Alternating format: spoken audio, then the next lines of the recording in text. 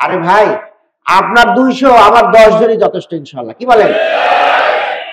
আপনারা তো শাহাদাতের তামান্না নিয়ে আসবেন না, আর আপনাদের অবস্থাটা দেখছি তো।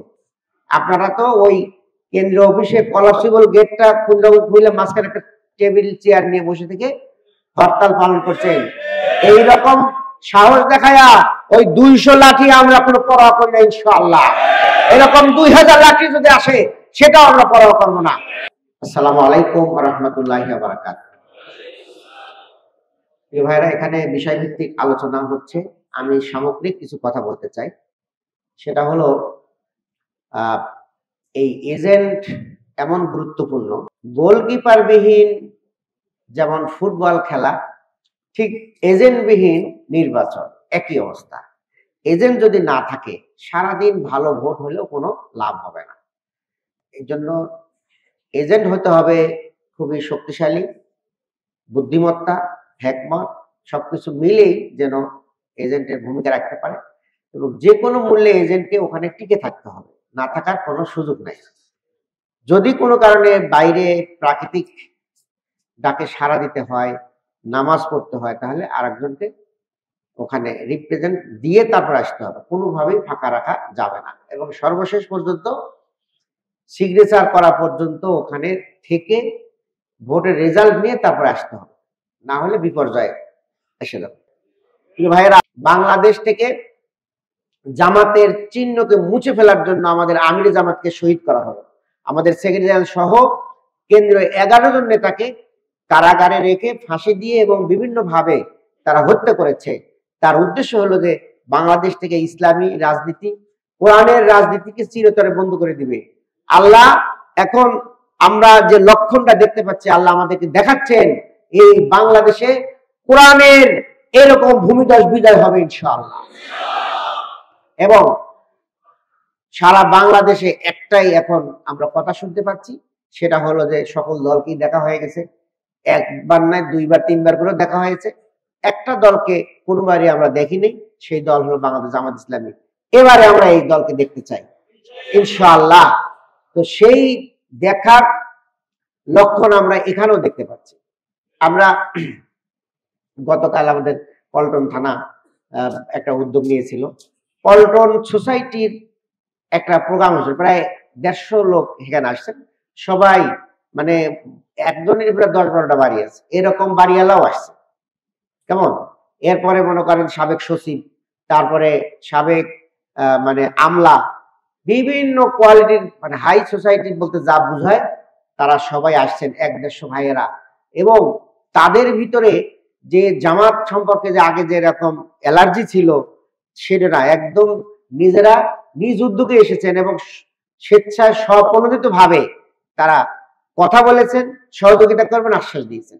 প্রিয় ভাইয়েরা, ঠিক এইভাবে আমরা সিদ্ধেশ্বরীতে এরকম আমরা অভাবনীয় সাড়া পেয়েছি, এবং সেখানে আগামী 25 তারিখে তারা আবারও ডাকছে যে আরেকটা মহল্লায় তারা এই জাতীয় সব বাড়িওয়ালা এবং মানে সোসাইটির সিনিয়র সিটিজেনরা সেখানে থাকবে। আলহামদুলিল্লাহ, এইভাবে ঢাকা 8 আসনের প্রত্যেকটি ওয়ার্ড পর্যায়ে আমরা দেখতে পাচ্ছি মানুষের সাড়া খুবই ভালো। ঢাকা বিশ্ববিদ্যালয়ে তো ডাকসু আগেই বলে দিয়েছে, এবং আমরা শুনতে পাচ্ছি যে তারা এখন একটাই চিন্তা করতেছে যে আসলে তো সামাজিক কার্যক্রম করে এটা পোষানো যাবে না। এখন তাদের পরিকল্পনা কি? পরিকল্পনা হলো কিভাবে ভয় ভীতি দেখায় মানুষকে কেন্দ্রে না আসতে দেওয়া যায়। কেমন? বাড়িওয়ালাদের হুমকি দেওয়া, এটা সেটা নানান ভাবে যে পরিস্থিতি সৃষ্টি করে যত ভোটার কম উপস্থিত করানো যায়, আরো কোনো ছলে বলে কৌশলে টেকনিক অবলম্বন করে তারা আমাদের এই বিজয় ছিনিয়ে নেওয়ার জন্য চেষ্টা করবে। এই টেকনিক গুলোকে আমাদেরকে মোকাবেলা করতে হবে। আমরা এখন থেকেই সজাগ থাকবো, সতর্ক থাকবো, কোথায় কি হচ্ছে না হচ্ছে এগুলো আমরা খেয়াল রাখবো, এবং যে কাজগুলো তারা করবে তার এগেইনস্টে আমাদের কি করণীয় আছে আপনারা নিজেরাও পরামর্শ দিবেন, এবং আমাদেরকে মেসেজ দিলে আমরাও সিদ্ধান্ত গ্রহণ করব। এবং ভোটের দিন আমরা শাহাদাতের তামান্না নিয়ে সেখানে অবস্থান করব। ভিতরে আপনারা থাকবেন, বাইরে আমরা থাকবো। আপনারা দেখছেন কয়েকদিন আগে একটা ভিডিও ভাইরাল হয়েছে গতকাল না পরশুদিন। তারা বলতেছে যে 200 করে লাঠি রাখবে। আরে ভাই, আপনার 200 আমার 10 জনই যথেষ্ট ইনশাআল্লাহ। কি বলেন? আপনারা তো শাহাদাতের তামান্না নিয়ে আসবেন না। আমরা শাহাদাতের তামান্না নিয়ে 15 বছর লড়াই করেছি রাজপথে, আমরা সব সময় অ্যাক্টিভ ছিলাম।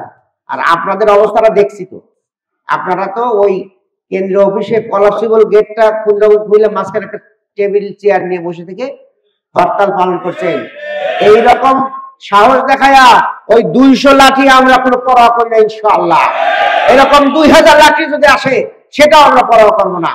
আমাদের প্রত্যেকটা সেন্টারে আমাদের ভাইরা থাকবেন, আর পাশাপাশি আমরা রিজার্ভ লোক রাখবো। যে কোনো ধরনের পরিস্থিতি মোকাবেলা করে আমরা আমাদের এই ভোটকে উদ্ধার করে নিয়ে আসবো ইনশাআল্লাহ। প্রিয় ভাইয়েরা, লক্ষণ দেখা দিয়েছে, আমরা আল্লাহর কাছে মাথা নত করে রাখবো। আমাদের কোনো অহমিকা থাকবে না, অহংকার থাকবে না। আমরা সবসময় নমনীয় থাকবো, আমাদের মাথাটা নিচু থাকবে আল্লাহর কাছে। আর সন্ত্রাসীদের কাছে থাকবে বজ্র কঠিন। কি বলেন? রুহামা বাইনাহুম আশিদ্দু আলাল কুফার। আমরা আমাদের জনগণের কাছে থাকবো আমরা নরম, আর ওই আমাদের যারা বিরোধী, যারা আমাদের উপরে ডাকাতি করতে আসবে, তাদের কাছে থাকবো আমরা বজ্র কঠিন। কোন ধরনের ছাড় দেওয়া হবে না ইনশাআল্লাহ। প্রিয় ভাইয়েরা, এই আসন হলো শহীদ মাওলানা মতিউর রহমান নিজামীর আসন। কি বলেন? 28 অক্টোবরের শহীদদের আসন। এই আসন হচ্ছে শাপলা চত্বরের হেফাজতের সেই হাফেজে কোরআনদের রক্তের এই আসন। এই আসন নিয়ে কেউ কোন ধরনের ষড়যন্ত্র করলে কোনোভাবে আমরা বরদাস্ত করবো না ইনশাআল্লাহ। শাহাদাতের রক্তে ভেজা এই আসন আল্লাহ আমাদেরকে দান করবেন। ডাকসু দিয়েছেন, রাকসু চাকসু সব দিয়েছেন। এখন আমাদের বাংলাদেশের এই জাতীয় সংসদ বিজয় করাই আমাদের টার্গেট। আমরা বিজয় করবো আল্লাহর রহমতে, জনগণের ভোটের মাধ্যমে ইনশাআল্লাহ। সবাই আপনারা সজাগ সক্রিয় ভাবে ভূমিকা রাখবেন। আল্লাহ আমাদের তৌফিক দান করুন। আমিন। আসসালামু আলাইকুম ওয়া রাহমাতুল্লাহি ওয়া বারাকাতুহু।